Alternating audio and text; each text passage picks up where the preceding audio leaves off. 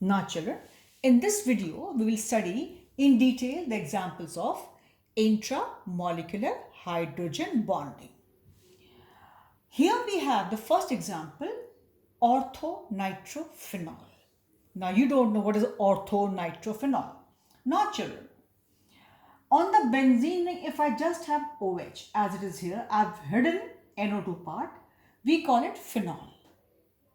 I again understand you don't know IUPAC nomenclature, not to worry. Just this is phenol. If I have got NO2 group, which is called nitro group, at ortho position, I call it orthonitrophenol. Now you will say, what is this ortho position?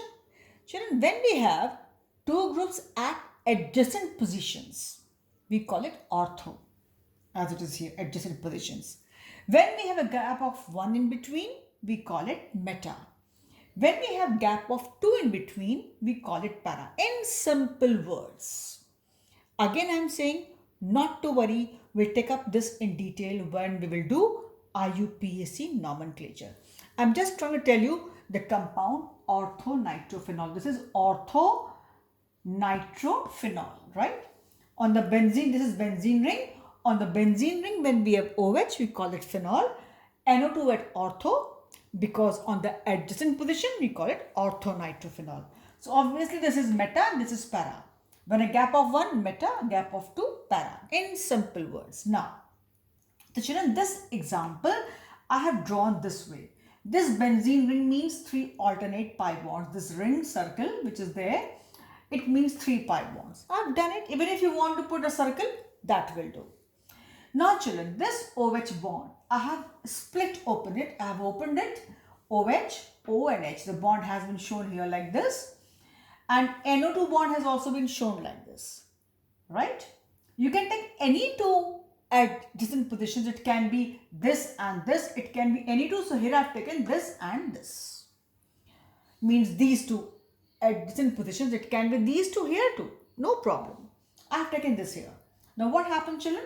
This is the bonding structure opened properly. Then we see, or it is observed, that this H and O of the same molecule, they also attract each other and they cyclize the molecule. They come closer and they cyclize the molecule. Children, intramolecular hydrogen bonding even causes cyclization. This, they come closer and the whole cycle is closed and cyclization takes place. So when they are attracting each other, children, so with the result, when this H is more involved in combining with this O, or is getting attracted to this O, or this O is getting attracted to this H, so they are mutually attracting each other, they get attracted. So the atoms come closer. So when they come closer means what? The whole, this chain, this which was broken, you see, which is shown with the help of dotted lines, forms a complete bond and it causes cyclization. So what happens? A type of fracture, a type of breaking up occurs in the molecule because this H starts breaking from here slightly, this O becomes weaker from this bond. So a kind of breaking takes place in the molecule. Hence, the molecule undergoes dissociation. That's one thing. Secondly, when this H is involved in the formation with this, so it does not get attracted by any other highly electronegative atom in the vicinity. Hence, it does not combine with the other molecules readily. Hence, there is no association. Hence, low boiling point. One fact. Second is, when this H is involved with this O, so it will have no interest, no involvement, no scope, no attraction for the O of water. This O is more involved with this H. Hence, this will not be much interested, will not have much of a scope to get attracted towards the H of water, which is the other molecule. Hence, this molecule will not have much tendency or good tendency to form intermolecular hydrogen bonding with water. I repeat, this H and O, they are mutually getting attracted towards each other, right? So they are forming the bond. with themselves. So when they are involved within themselves, obviously they will not be combining with the H and O of the other molecules. Hence, it does not allow them to associate with other molecules. Hence, molecules are quite segregated, far apart, and the boiling point is decreased. One fact. Second, I said if a covalent compound dissolves in water, the only reason behind has got to be its tendency to form intermolecular hydrogen bonding. Now, children, you just see here this H as it is here and this O as is shown here, when they are involved within the same molecule in forming bond, so obviously this O will not be much interested in forming the bond with H of water, the other molecule. Similarly, this H will not be interested in forming the bond. This H does not have much of a scope for the formation of hydrogen bond with the O of water, which is the other molecule. Hence, when they are forming more of intramolecular, they have at the same time the lesser scope for the formation of intermolecular with water molecules. And when they are not able to form intermolecular hydrogen bonding with water, definitely they will have less solubility in water. I repeat, I have got three same compounds, same molecular formula, same nitrophenols. One is orthonitrophenol, other is metanitrophenol, third one is paranitrophenol. Chemistry says when the compounds have quite similarities in their formula and structure and molecular mass, then they have nearly same melting and boiling points. This is a general trend. This is the general observation. Now children, same three compounds, same molecular formula, same everything, only positions are different. Now orthonitrophenol, metanitrophenol, paranitrophenol. Nitrophenol is word here, ortho, meta, para. Now, if I ask you, which out of these will have the highest boiling point? So, children, what happens?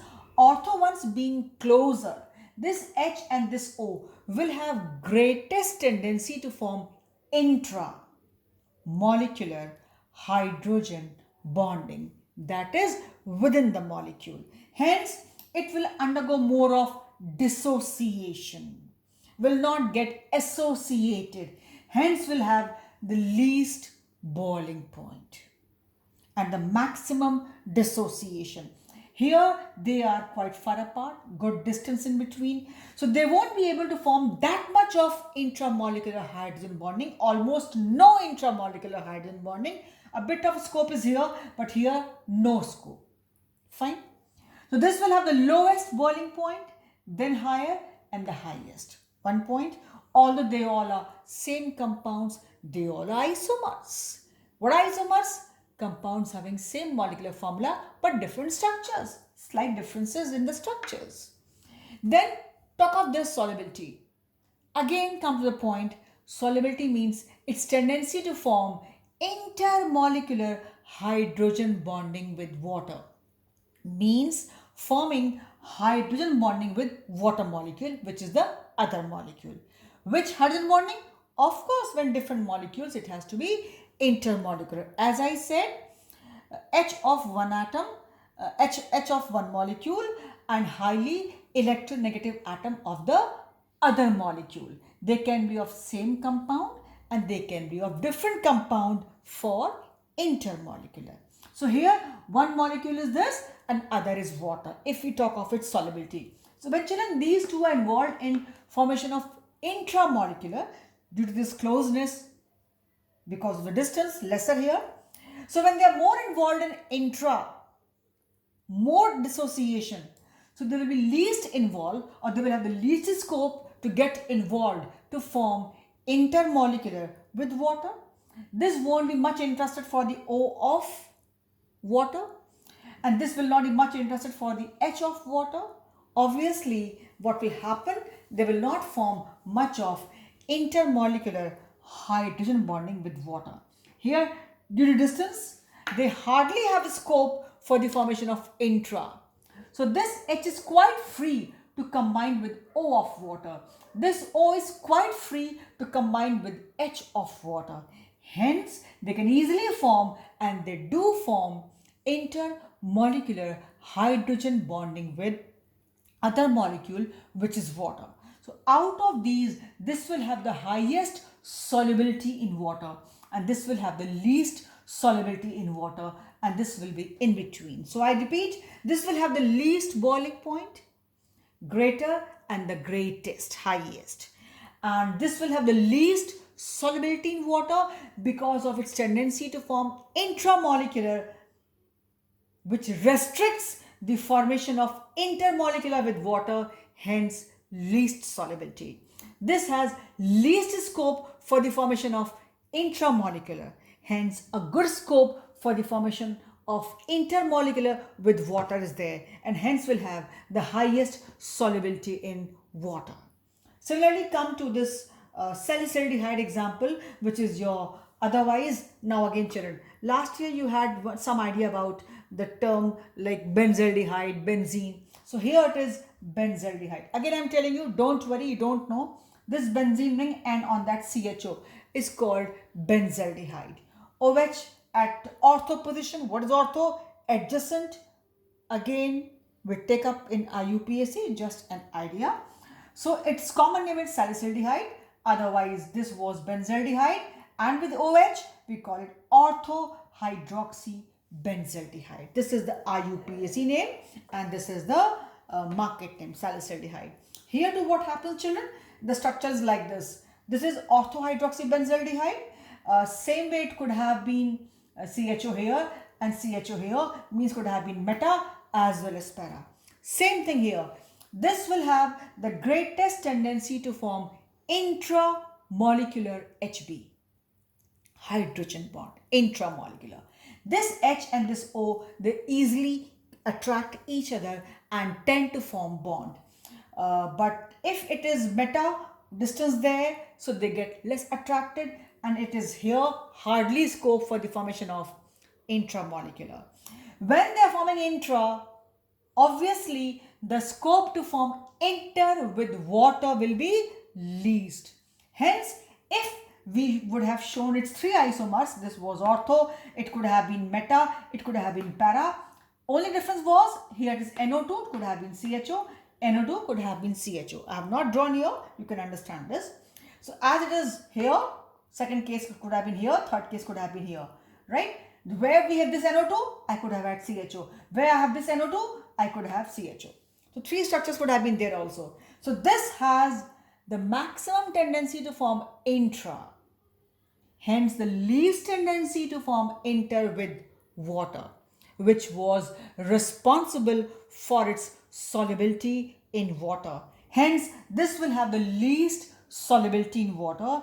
And if we would have had its para isomer, means where I have NO2, if it was CHO for this compound, that would have had the greatest solubility in water. Similarly, this will have the least boiling point. This ortho will have the least boiling point. And if the para isomer was there, para means where I have NO2, I could have had CHO. That isomer would have had the highest boiling point and the greatest solubility in water.